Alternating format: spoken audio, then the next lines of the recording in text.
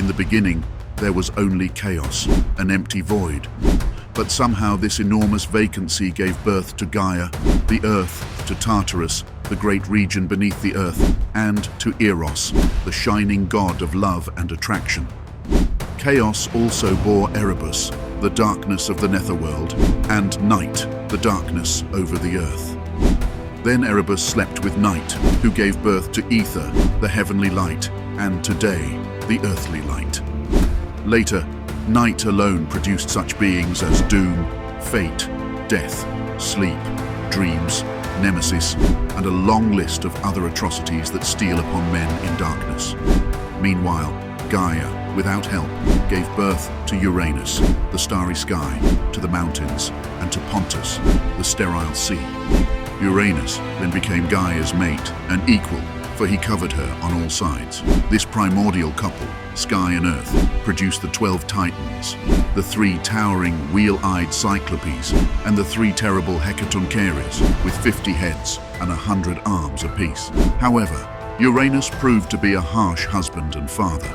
Each of the Hecatoncheires hated him, and he hated them in return. In his anger, Uranus pushed them back into Gaia's womb and kept them there. Gaea writhed in pain at this and plotted revenge upon her mate.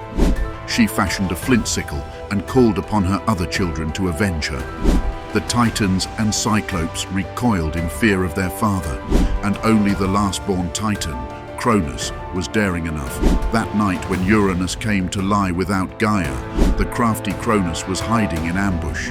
He grabbed his father's genitals and severed them with his mother's sickle. As the blood fell to earth, the Furies who punish crimes, the ash tree nymphs, and the race of giants were created. Cronus heaved the members into the sea, and from the foam arose Aphrodite, the beautiful goddess of love, who floated along and stepped ashore at Cyprus. The mutilated Uranus either withdrew forever from the earth, or else he perished. But before he did so, he promised that Cronus and the other Titans would be punished. After confining the Cyclopes and the Hecatoncheires to Tartarus, Cronus established his reign. He married his sister Rhea, and under his lordship, the Titans produced many offspring. Yet Cronus could not allow his own children to survive, for both Gaea and Uranus had prophesied that Cronus would be supplanted by a son.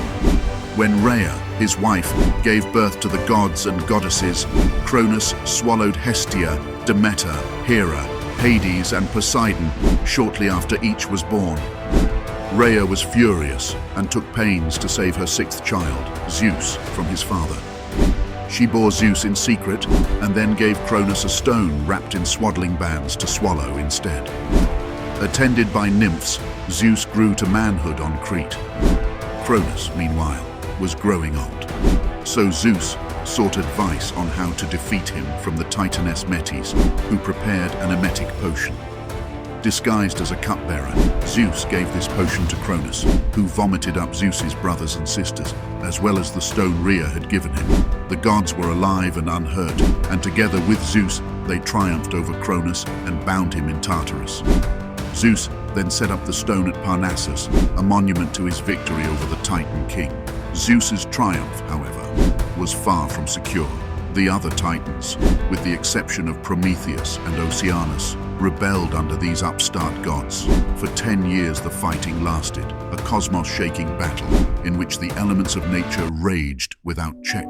Neither the gods nor the Titans could secure a decisive victory.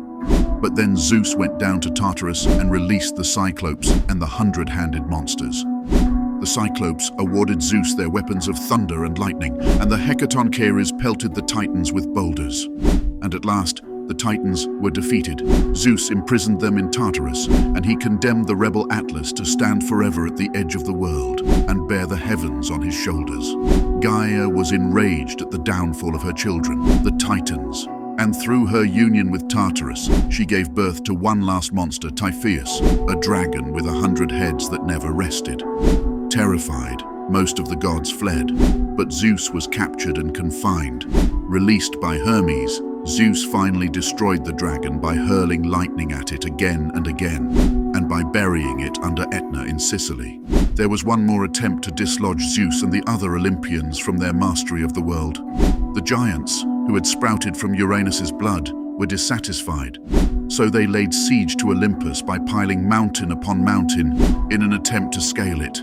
It required all the prowess of the gods and the assistance of the mortal Heracles to subdue and kill the giants. Having vanquished the Titans, the dragon Typhoeus, and the giants, the rule of the Olympians was undisputed. That version of the creation was taken largely from Hesiod, a Greek poet of the 7th century BC. But here is an earlier story by way of contrast. Eurynome, the goddess of all creation, arose from chaos and separated the sea from the sky. Then, dancing naked upon the waves, she created the wind and rubbed it in her hands to create the serpent Ophion, who made love to her. Pregnant, Eurynome became a dove and laid the world egg, and Ophion coiled about the egg and hatched it. This egg brought forth the cosmos and everything in it. Then Eurynome and Ophion settled on Olympus, but their union was unhappy. When Ophion proclaimed himself the creator, Eurynome banished him to the netherworld. Finally, Eurynome established the 7 planets, each with a titan and titaness to rule it. When man appeared, he sprang from the soil, and the first man, Pelasgus, taught the others to eat acorns, build huts, and make a rude garment.